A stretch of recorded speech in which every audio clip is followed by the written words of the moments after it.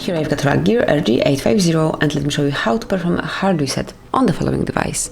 So at first let's open list of all applications, then find and select the settings, scroll down to the very bottom of the list and choose system. It's the very last tab.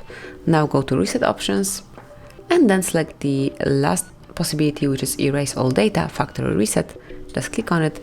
And if you truly want to erase all data, including your Google account, system and app data, downloaded apps, music, photos and all the other user data, click on Reset Phone.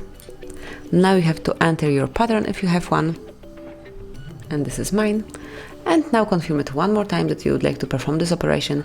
You just have to remember that this operation cannot be undone. So click on Erase Everything if you are sure that you want to perform it. And now just wait a couple of seconds. Afterwards you will be able to set up your device as a new one.